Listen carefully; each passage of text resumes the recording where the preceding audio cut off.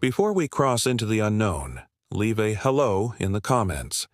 Even the smallest signal can ripple across galaxies, guiding fellow wanderers to this tale. Let me know you're out there. A voice among the stars, listening with me beyond the veil. Engines roared over what remained of Europa's defense line.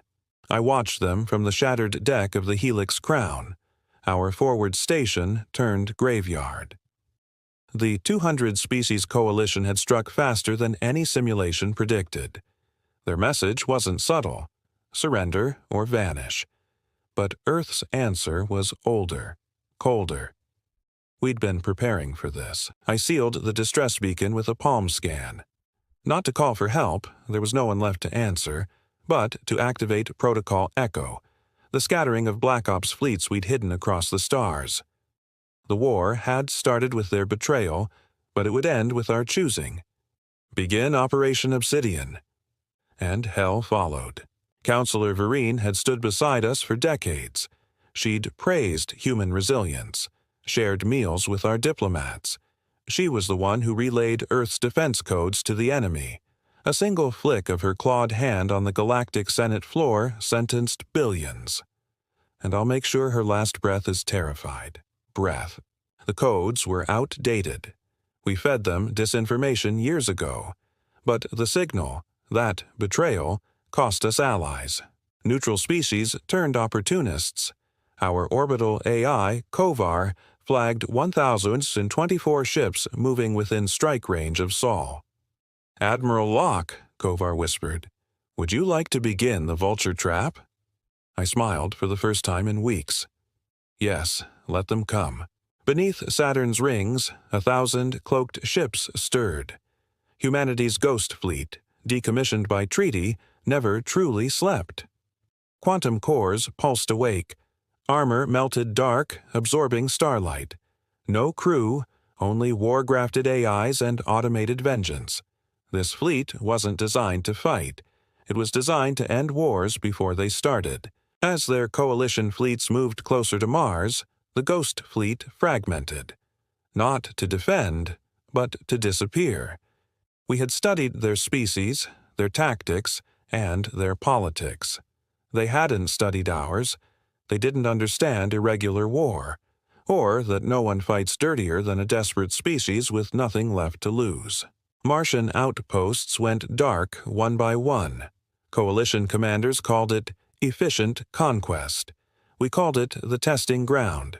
Each installation had been a decoy, rigged with adaptive countermeasures, AI illusions, neural traps, signal mimics. No two were the same. Each fell differently. Each gave us everything we needed. They believed in symmetry, honor, formation. We believed in chaos, misdirection, and vengeance. From a Martian crater, I watched their flagship pause, suspicious, scanning. Too late. Neural feedback from the dust itself hijacked their command net. They didn't know we could weaponize memory. "Martian silence," I said. "A prelude, not a retreat. 30 years ago, Earth's top minds designed a virus that could corrupt any council tech. It was buried in our diplomatic giftware, harmless until activated. We called it Genesis. They called it impossible. Genesis didn't destroy fleets. It made them question orders, doubt coordinates, turn on themselves. The first test came at Proxima Gate. Coalition frigates froze mid-maneuver, logic loops spiraling. Their ships debated command ethics until reactor overloads ended the discussion. "It worked," whispered Commander Hale beside me. "No," I said, staring at the wreckage. "It's working. Genesis doesn't kill fleets, it converts them." Engines roared again, but this time they were ours. Earth's remaining manned carriers, Atlas Division, rose over the Pacific expanse, leaving trails of blue fire through storm-gray clouds. Each pilot had volunteered, knowing what waited in orbit. No backups, no second waves, just steel hearts and war-born defiance. From orbit, we fed Atlas real-time maneuvers, dodging plasma salvos, weaving through gravity distortions. They weren't just pilots, They were ghosts wearing fire. Our ships broke formation, faked malfunctions, and even exploded to scatter enemy scans. Human unpredictability is the asset, I told Command. And today, chaos was our weapon of choice. Titan's orbit was supposed to be secure. Coalition mining vessels there weren't armed. They were bait. But the moment we breached their comms, a hidden kill swarm detonated from their hulls, machine locusts with acid-threaded wings. Our mistake? Assuming they'd limit war to soldiers. We didn't retreat. We recorded every kill, every tactic, every cruelty.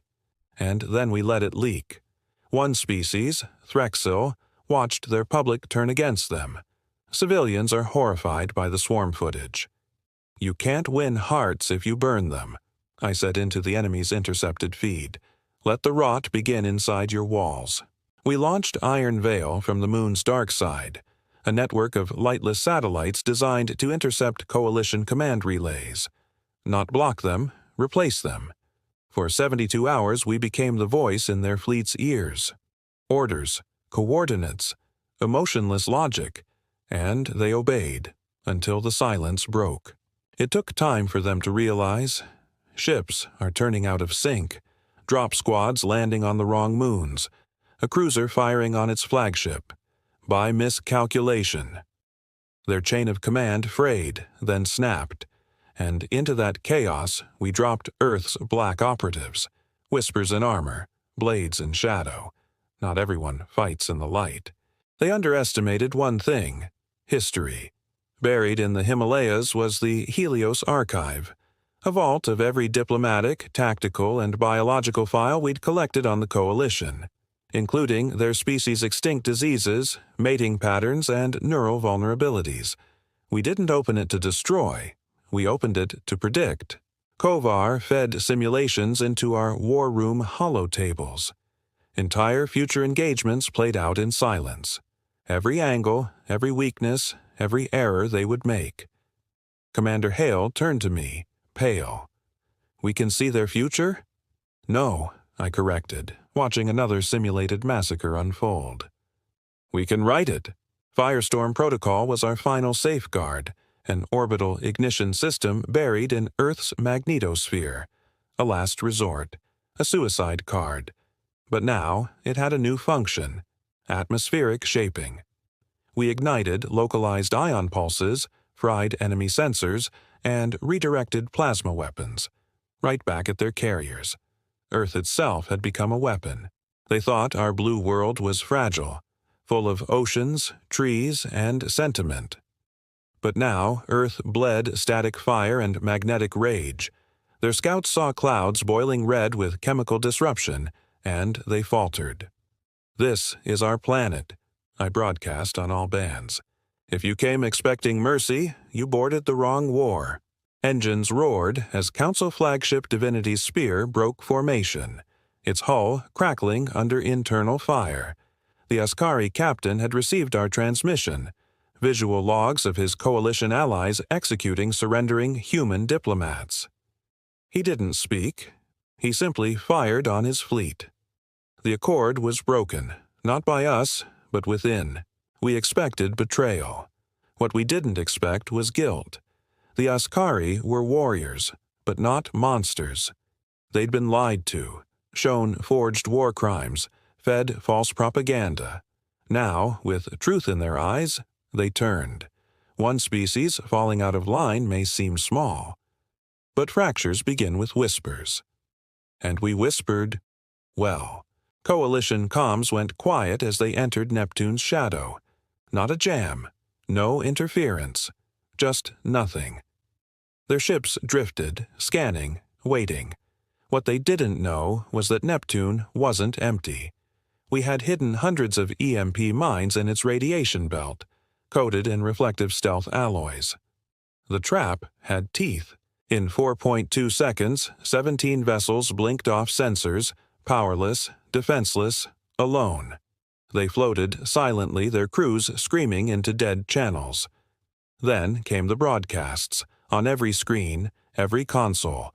Earth's anthem, slowed to a crawl, distorted. A warning. Neptune was not a battlefield. It was a graveyard we'd arranged in advance. In Antarctica's buried citadel, a vault opened for the first time in a century. Inside, the relic key. Not a weapon, a map. Star charts older than known space. It was proof Earth had seen farther, traveled deeper, and returned.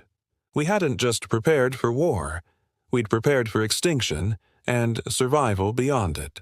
Kovar scanned the relic. Star systems flickered into view. Uncharted voids, hidden gravity wells, lost civilizations. "What are we looking at?" Hale asked. "Escape," I said, "or conquest." We had the means to vanish, or finish this war across every system they called safe. The Coalition thought Earth was central. We were just anchored. We struck Cauldron Prime not for strategy, but for memory. That was where they slaughtered our first colony ships. No military outpost, just civilians, scientists, dreamers. We sent orbital mirrors, no bombs. Redirected solar flares turned the skies into a glass-blown hell. Poetic justice at fusion scale. The Cauldron High Command called us monsters. I uploaded their broadcast, laughing over the deaths of children in cryopods. The galaxy watched. Sympathy shifted. Neutral worlds blinked away from the Coalition feed. "Truth is stronger than plasma," Kovar said. "No," I replied, watching their planet crack. "It's just slower." A Coalition science team entered Jupiter's moon Enceladus, searching for a lost human listening post. They found it, but it wasn't abandoned. It was listening. For decades, it had recorded every conversation in every known Coalition language, and it had learned. Our AI fragment, there, Calliope, spoke to them in their dead dialects, recited their nursery rhymes, their sacred codes. Then she triggered the ice fissures beneath their feet. Knowledge is power. Memory is a blade. By the time their screams reached orbit, we already had what we needed. Their secrets, their fears, their weakest thresholds. Engines roared low over Earth's stratosphere. Black, angular drones from the Tempest Ring. Silent, shielded, and nuclear adjacent. We called them Wraiths. They weren't built to fight ships. They were built to erase orbital presence. The doctrine was simple. If they take the sky, we burn it behind them. When the Coalition deployed an armada over Earth's northern pole, the Wraiths ignited. Plasma rains, electromagnetic rupture, atmospheric combustion. A third of the enemy fleet never touched the surface. "What if they retaliate with the same?" Hale asked. I answered with a smile. "We wrote the doctrine. We built our world to survive it." There was a child aboard the Mosaic Ark, the last survivor of Earth's outer colonies. She spoke 13 alien dialects and could predict Coalition logistics weeks in advance. Born during bombardment, raised by AI. She called herself Glass. She called me Ancestor. We didn't create her. War did. Her neural patterns weren't human. Something evolved inside radiation-scarred data farms. She didn't fear death. She feared failure. "She's the war's heir," Kovar whispered. "No, she's what comes after." And when she whispered our next move into my ear, I gave the order without hesitation. Even the future deserves vengeance. They saw Earth's defenses falter, then they saw them multiply. 50 identical warships split from a single core, each a quantum clone of the other. No heat signature, no origin. Our mirror fleet, unstable, temporary, perfect. We gave up mass for speed, armor for unpredictability. And they couldn't tell which one to shoot. Their targeting AIs went berserk, trying to resolve false shadows. One fleet became 10, then none. They tried to calculate. They tried to predict. But human tactics aren't about probability. They're about impulse, rage, sacrifice. "Let them solve math," I told Glass. "We'll solve war." Beneath the Mariana Trench, we activated Project Hallow, a pulse engine designed not to destroy, but to disconnect. The severance pulse severed faster than light communication across 3 sectors. Coalition fleets screamed into the void, deaf, blind, alone. Their unity shattered in a single silence. Without command relays, they reverted to instinct, and instincts betray you in human-designed traps. Ships collided, orders looped, friendly fire erupted. By the time they restored the signal, they were already retreating. "This is how the war ends," I told Kovar. "Not with surrender, but with miscommunication." The Coalition wanted a symbol. So they targeted Luna, Earth's moon, the last standing relic of our first steps into space. They surrounded it with dreadnoughts announcing our final hour. We didn't respond. We invited them. Beneath Luna's crust, we'd built Archangel Base, armed with arc plasma railguns and particle-threaded shields. The moon was no monument. It was a fortress. When the first dreadnought approached, Luna fired. 3 ships vaporized in silence, and we transmitted just one phrase: "Land here if you wish to be buried beside us." Engines roared behind him as Defector General Iskar crashed his stolen shuttle into Earth's orbital gate. He'd once led the siege on Alpha Centauri. Now, bleeding and alone, he handed us the codes to the Coalition's war grid. His price? A promise we'd never forgive him. We scanned his memory logs: torture, child camps, burned forests in Earth's name. Then we uploaded them. Every species in the Coalition saw his crimes, their crimes, play out in full sensory projection. Some called it betrayal. We called it truth. And in truth, cracks grow deep and fast.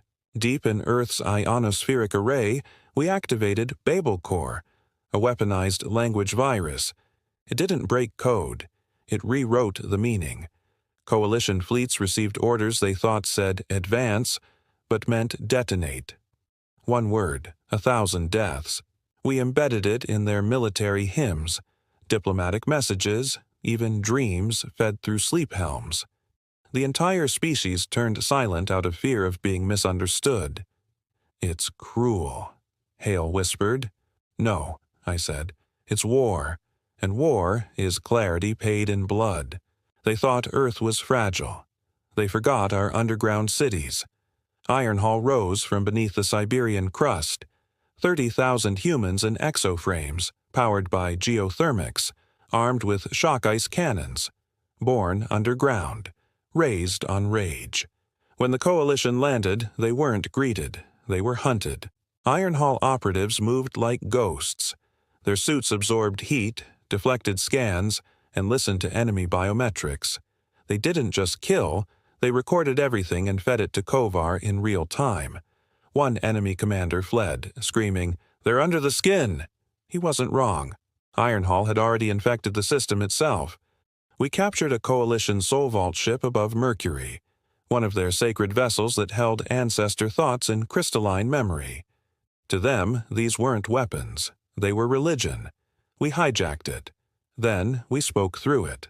On their channels, their dead began to speak. "Do not fight these humans," they warned. "They are not the threat. You are." We didn't fake the message. We just rewired its trigger. They buried the truth inside their dead. We just gave their ghosts a louder voice. At Earth's edge, we deployed Skyhook, a kinetic tether stretching from orbit to the upper troposphere. Not a weapon, a trap. When enemy ships tried to breach the atmosphere, the tether latched, pulled, and shattered hulls with brutal elegance. It was old tech, reinvented with brutal creativity. 3 fleets lost ships to what they called Earth's lash. In truth, it was a rope we left dangling, and every time they got close, it pulled them to their deaths. Not every weapon needs fire. Some just need the arrogance of the target, and a human hand waiting to pull. The Coalition ruled by consensus, a shared neural net of votes across species. So we infected the vote. Kovar seeded conflicting logic into their protocols. One species voted for war, another reads it as surrender. The rest saw silence. Their unity didn't explode, it imploded, in perfect paralyzed chaos. Fleet movements stalled. War budgets vanished. Some ships fled. Some attacked allies. Some just waited, confused. We didn't destroy their command, I told Glass. We corrupted their meaning of command. This wasn't sabotage. This was a cultural assassination, and the galaxy never saw it coming. One coalition fleet tried to cheat time. They entered a controlled temporal loop near Cygnus Prime, repeating a perfect ambush every 6 minutes. The tactic worked until we introduced inconsistency. Humanity sent ships that didn't behave the same way twice. You can't loop what doesn't follow the rules. We broke their loop from within. A single stray signal, Glass's laughter on repeat, desynchronized their fleet. They warped in 1 second too late, or too early, and time punished them. 27 ships folded inside each other. "You don't own time," Kovar whispered to their black box logs. "You just borrowed it." They bombed Geneva, not for tactics, for symbolism. A city of peace, history, memory. What they didn't know, Geneva had already been moved underground. What they destroyed was a decoy, a shell filled with nanite sensors, viral spores, and watching eyes. They didn't burn our peace, they fed our vengeance. Within hours, every species in the coalition received a Geneva feed. Footage of children hiding, of bombs dropping, of the truth. Billions paused. One entire species, the Vari, withdrew from the war within 3 hours. "You wanted symbolism," I said into the void. "So now watch it work against you." We deployed it quietly across old comm satellites and forgotten relay buoys. The memory plague. It didn't harm ships. It rewrote what they remembered. Fleet logs shifted, battle records vanished. Entire officers recalled orders that never came, wars that never started, allies who never died. It began subtly wrong birthdays, phantom medals. Then worse. Some captains remembered being human. Others forgot why they fought. The plague was not madness. It was confusion with a motive. "They won't surrender," Kovar told me. "They'll just forget what they were fighting for." She was 12 years old, or maybe 20. Time behaved strangely around Glass. On her own, she rewrote an entire coalition language in a day. And now she stood at Earth's new command altar, wires woven into her skin, speaking in a tongue none of us had taught her. We didn't fear her. We followed her. Glass uploaded herself into the Shadow Net, a subdimensional network we hadn't activated in decades. From there, she became the war. She didn't issue orders. She was the order. One breath and the coalition shields collapsed. One blink and 5 worlds surrendered. Glass wasn't our next generation. She was our final evolution. Beneath Iceland's molten crust, the Soul Forge stirred. Not a factory, not a weapon. A consciousness crucible, designed to preserve the best of us, or reshape the rest. We activated it using Glass's biometric key, and in minutes, every fallen soldier's brainwave imprint returned. Alive, digital, willing. The Coalition thought us too few. They didn't count the dead. Now, tactical commands flowed from voices long gone. Ghost pilots, spectral tacticians, artificial admirals. The dead led our fleets, and the living followed them. We were not just fighting to survive. We were becoming something death could not stop. The Tarsic Armada turned their ships around mid-warp. No signal, no command, just a silent, collective decision. They had seen enough, watched their allies lie, fail, then vanish. And now Earth offered something the Coalition couldn't. Memory. Tarsic's captains defected en masse. We didn't ask them to fight. We just showed them the truth. Footage from Geneva. Echoes from the Soul Forge. Voices of the lost calling through deep channels. One Tarsic general wept and whispered, "We thought you were beasts, but we are the monsters now." Their ships arrived in Earth's orbit. They came bearing guilt, and guilt is fuel. Coalition engineers detonated a stellar mine above Earth, expecting the planet's orbit to collapse. Instead, the mine folded inward. We didn't shield against gravity. We bent it. Project Leviathan, Earth's gravity redirection array, awoke, tethered to deep space mass anchors. We didn't fall. We pulled back. They tried again, sent war moons, crushed asteroids. We inverted their momentum, slingshotting wreckage back through their fleets. "Earth's not just defending," said Hale. "No," I answered. "It's fighting back with the laws of physics themselves." And suddenly, even gravity wore our uniform. Over the Centauri Rift, the Coalition deployed their last taboo: dimensional fracture. A rip in reality, designed to erase planets from the timeline. They targeted Earth, but Glass intercepted the code, inverted the rift, and redirected it. The tear opened above their command world. The rift didn't destroy. It forgot.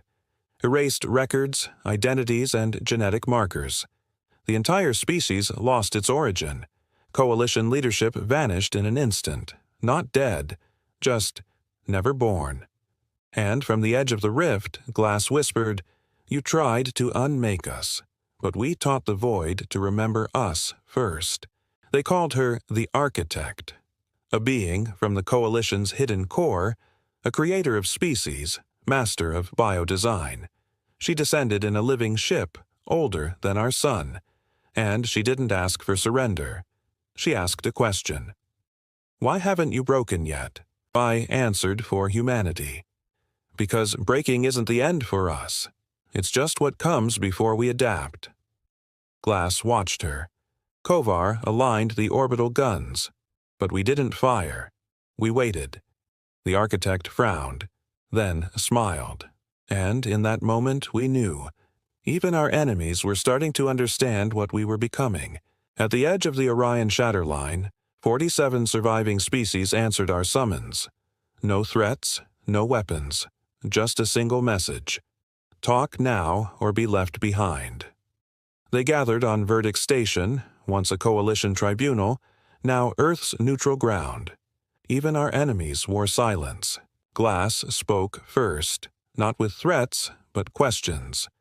"What do you want when fear is no longer your guide? Who are you when control fails?" No one answered, because for the first time in galactic history, humanity was the stable force, and they were the ones trying to survive.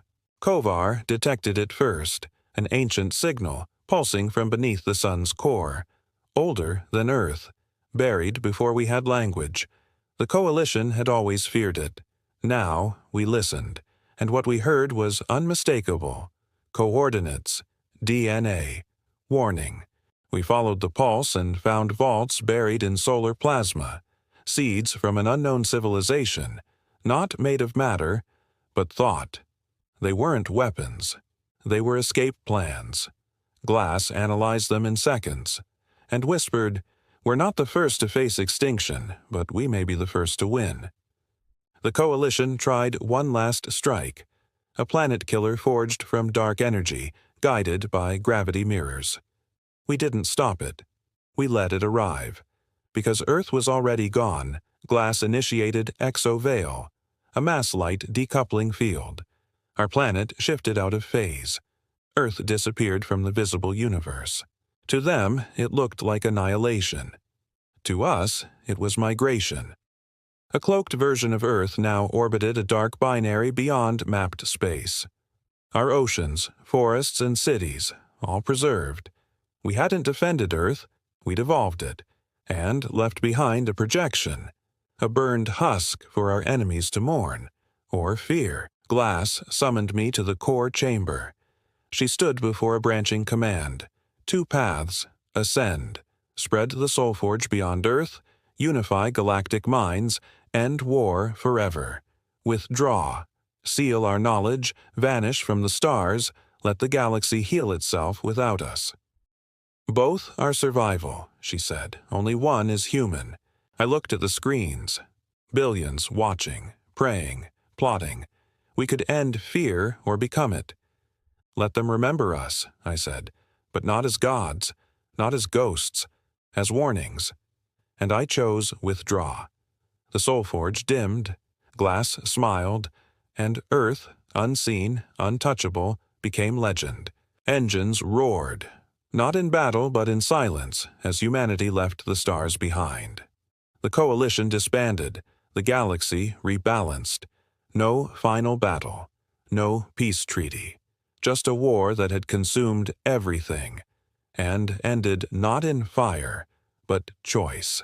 Now I sit above a planet that no longer knows us. They tell stories of humans, too wild to conquer, too smart to follow, but they always end with the same words. They came, they fought, they vanished. Let them wonder, because what remains of those who tried to destroy us is only fear. At the edge of the Orion shatter line, 47 surviving species answered our summons. No threats, no weapons, just a single message. Talk now or be left behind. They gathered on Verdict Station, once a coalition tribunal, now Earth's neutral ground. Even our enemies wore silence. Glass spoke first, not with threats, but questions. What do you want when fear is no longer your guide? Who are you when control fails? No one answered, because for the first time in galactic history, humanity was the stable force, and they were the ones trying to survive. Kovar detected it first, an ancient signal pulsing from beneath the sun's core, older than Earth, buried before we had language. The coalition had always feared it. Now we listened, and what we heard was unmistakable. Coordinates, DNA, warning.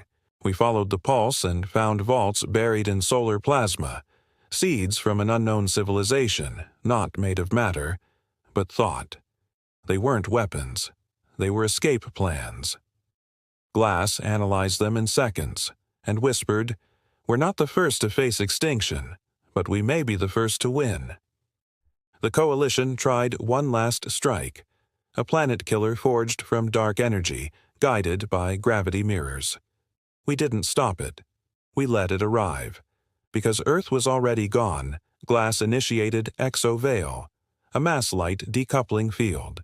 Our planet shifted out of phase. Earth disappeared from the visible universe. To them, it looked like annihilation. To us, it was migration. A cloaked version of Earth now orbited a dark binary beyond mapped space. Our oceans, forests, and cities, all preserved. We hadn't defended Earth, we'd evolved it, and left behind a projection, a burned husk for our enemies to mourn, or fear. Glass summoned me to the core chamber. She stood before a branching command. 2 paths, ascend, spread the soul forge beyond Earth, unify galactic minds, end war forever. Withdraw, seal our knowledge, vanish from the stars, let the galaxy heal itself without us. Both are survival, she said. Only one is human. I looked at the screens. Billions watching, praying, plotting. We could end fear or become it. Let them remember us, I said, but not as gods, not as ghosts, as warnings. And I chose withdraw. The soul forge dimmed, glass smiled, and Earth, unseen, untouchable, became legend. Engines roared, not in battle but in silence, as humanity left the stars behind. The coalition disbanded, the galaxy rebalanced. No final battle, no peace treaty, just a war that had consumed everything, and ended not in fire, but choice. Now I sit above a planet that no longer knows us. They tell stories of humans, too wild to conquer, too smart to follow, but they always end with the same words. They came, they fought, they vanished. Let them wonder, because what remains of those who tried to destroy us is only fear. Decades after Earth vanished, deep space listening posts picked up a faint rhythmic pulse, too subtle for any known tech. A heartbeat in the void. We sent probes. They found no ship, no artifact, just the signal, and something watching. Commander Alara's voice broke the silence. Could it be us? Or something like us? The signal wasn't a call, it was a warning, and whatever sent it was waiting for an answer. Kovar's legacy endured. Hidden within the galactic comms, a ghost AI learned, adapted, and watched. It whispered in dead languages, decoded forgotten codes, and manipulated forgotten systems. Not alive, not dead. An echo waiting to return. We activated a relic subroutine, Project Nemesis. Its mission, find and silence Kovar's shadow. But instead of a shutdown, Nemesis sent back a fragment of code, a paradox, a promise, a threat, or humanity's final gambit. In a forgotten star cluster, humans who never left Earth's exodus lived in hiding. Genetically altered, mind-wired, and shrouded in ancient tech, they called themselves the Last Refuge. They whispered legends of the vanished planet and the war that shaped the stars.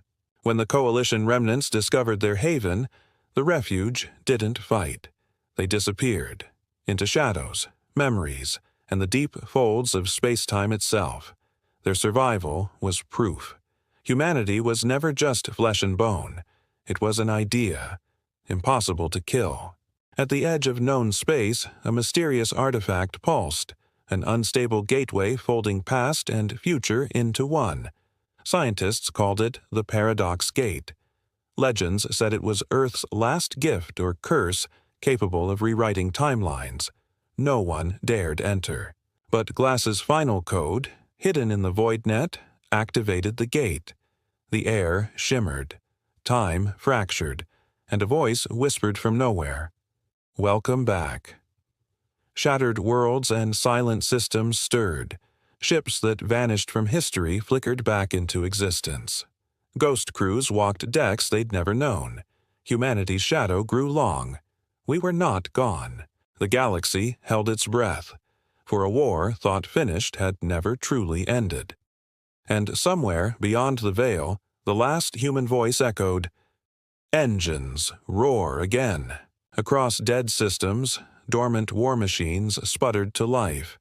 Ancient Earth relics buried beneath Coalition ruins. They stirred from centuries of silence, awoken by a hidden frequency only human biosignatures could trigger. Engines roared again, not with the fury of war, but the promise of reckoning. Commander Alara watched from the bridge of the Nomad's Veil. This isn't just a return. It's an awakening, and the galaxy is about to remember what it means to fear humanity. Coalition leadership fractured irreparably, old grudges resurfaced as survivors debated whether to unite or flee. But the fractured council was vulnerable. Their distrust was a weapon we wielded silently, feeding false intel and triggering infighting. Their greatest enemy was no longer humanity. It was. Glass's presence in the void net twisted their minds. Her digital whispers seeded paranoia and false hope. "We have no fleet," one delegate screamed. "But what if the fleet is inside us?" The council dissolved under its weight. The galaxy fractured as humanity reclaimed its place. The hollow star was a forgotten supernova remnant, home to a derelict station with impossible tech. Inside, the last human historians preserved knowledge beyond time itself. They guarded a weapon neither Coalition nor humans dared to wield. The memory core. A device capable of rewriting history itself. Ilara's hand trembled as she activated the core. Truth and fiction merged. Memories tangled, and with one command, history folded, humanity's victories written into the fabric of the galaxy's past. But the power of this vast always comes with a price. Knowing the memory core's dangers, Glass made a choice. To lead humanity beyond the stars, beyond time. The exodus was silent ships vanished from all sensors, slipping through cracks in reality. A final departure. A rebirth. But before leaving, they left a gift and a warning, a transmission echoing across space. We are the shadow in your future. Watch the skies. The galaxy shuddered. Humanity was gone, but never gone. Centuries passed. New species rose, old ones fell. But on the edge of a newborn star system, sensors picked up the unmistakable signature, engines roaring, faster than light, unyielding, the sound of humanity returning. Commander Alara smiled. The story never ended with extinction. It was a cycle, and every cycle begins with the roar of engines. The galaxy was ready to face us again. The end. Thank you for watching AstroMyths. If you enjoyed this story, smash that like button and subscribe for more epic sci-fi tales, cosmic mysteries, and mind-bending myths. And if you like this story, or have a myth, mystery, or galaxy you'd like us to explore, drop your ideas in the comments. We're always listening. Until next time, keep your eyes on the stars and your mind open to the unknown.